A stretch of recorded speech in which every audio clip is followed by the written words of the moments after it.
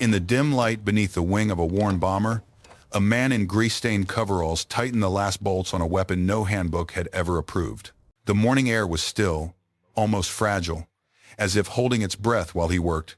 Metal clicked softly in his hands. Behind him, the war in the Pacific was collapsing, one failed tactic at a time. No one watching that scene could have guessed what those improvised guns would one day do.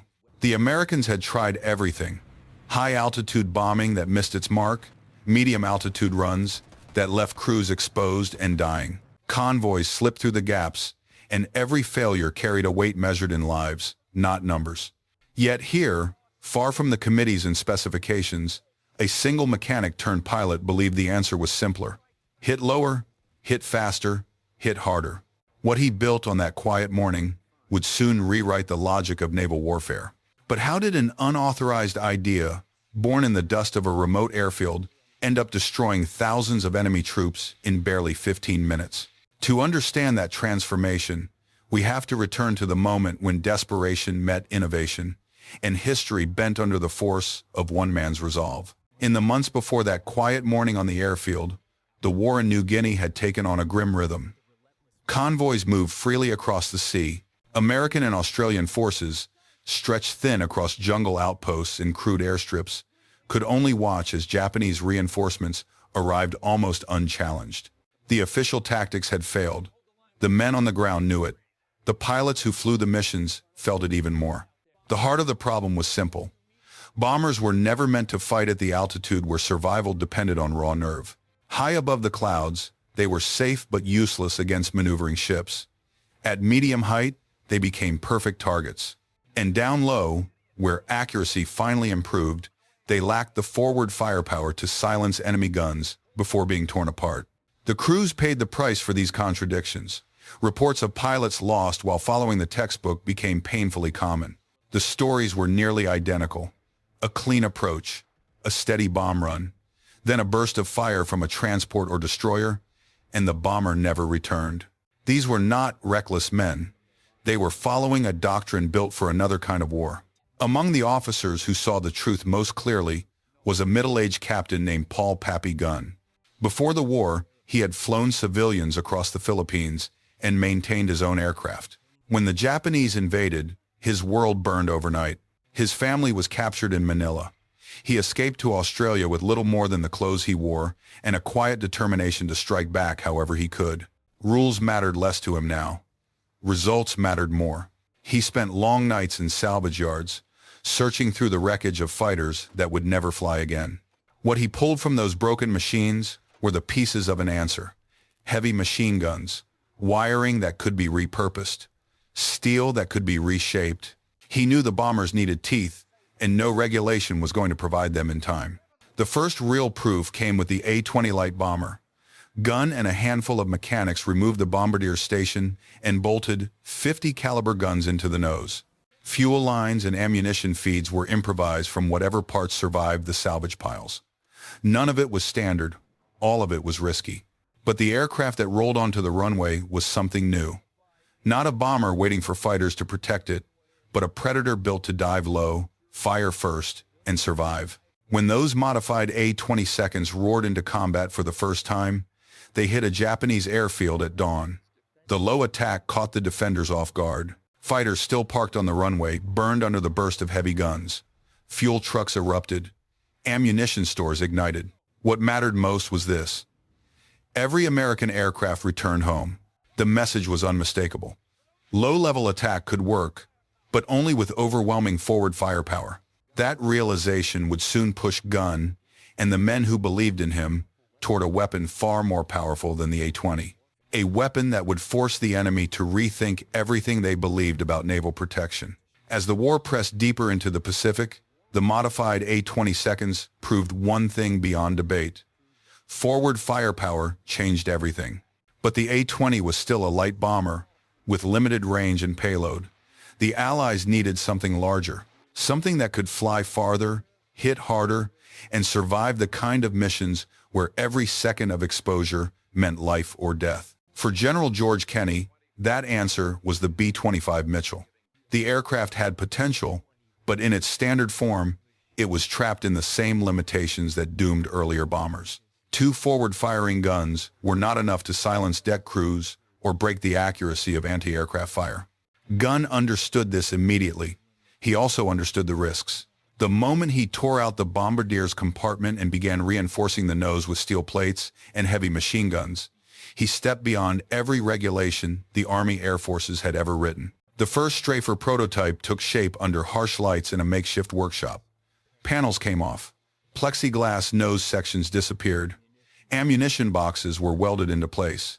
Cables, feeds, and chutes were routed through the frame like veins.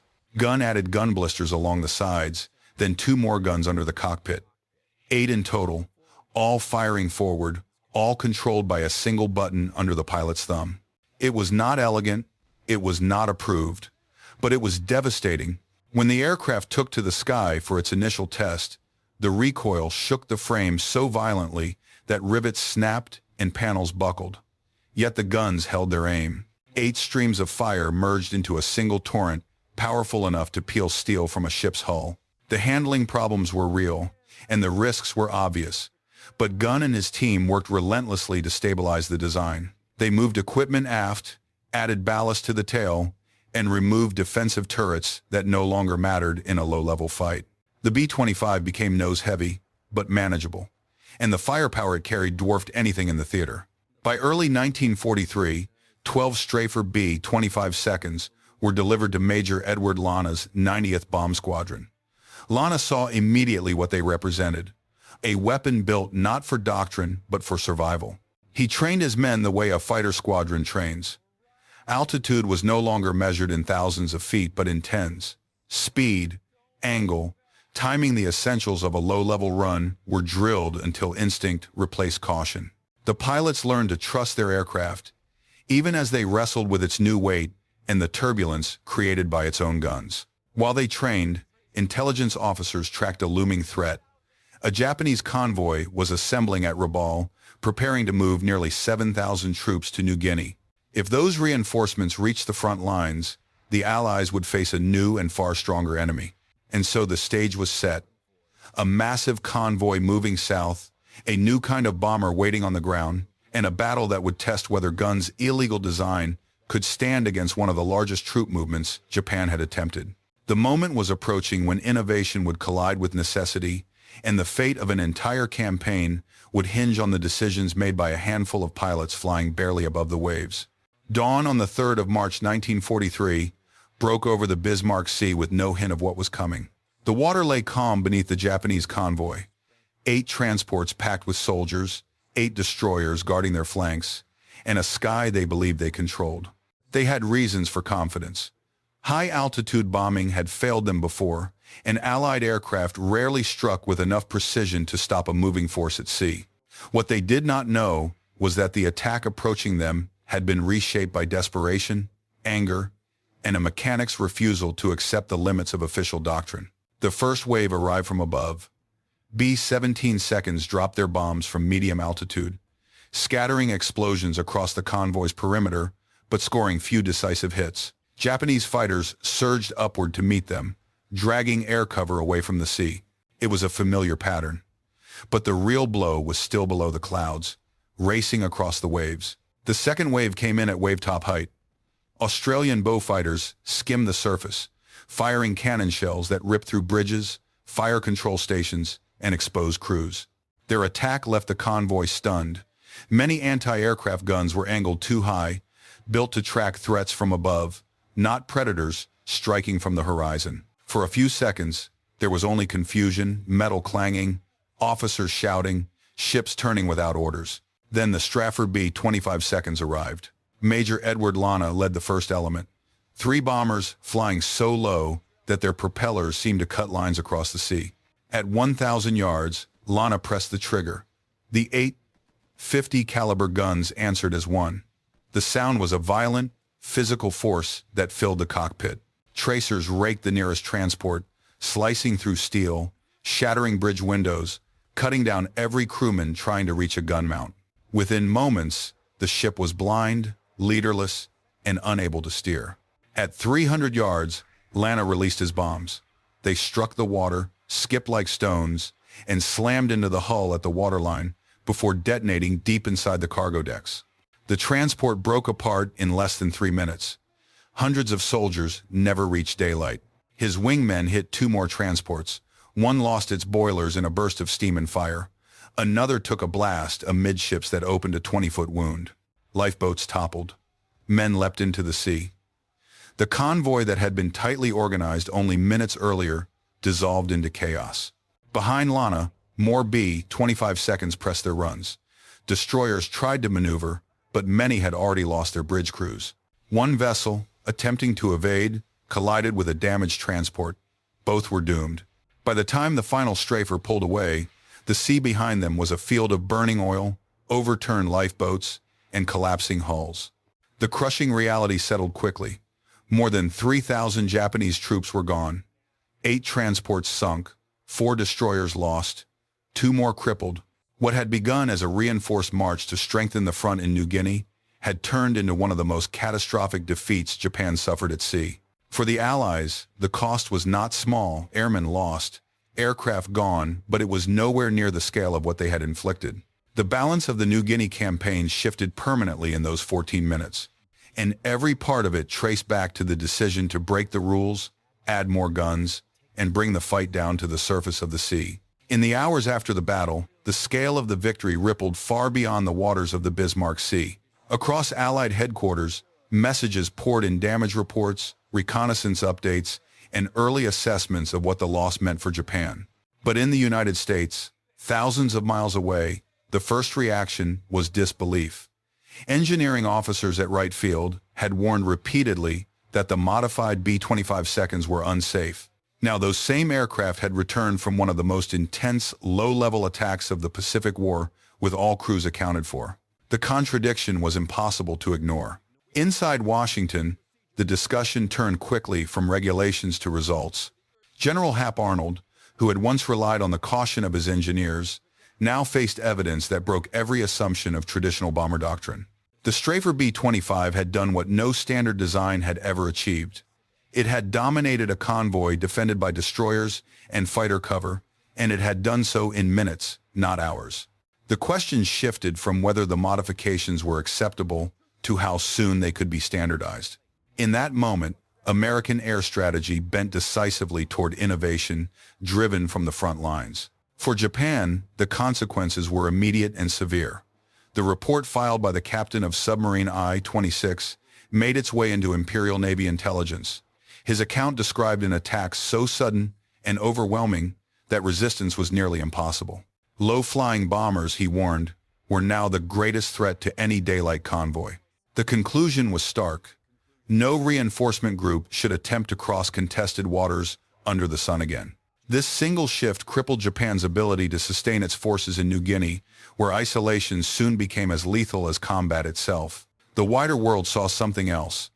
A turning point in the Pacific War's air-sea dynamic.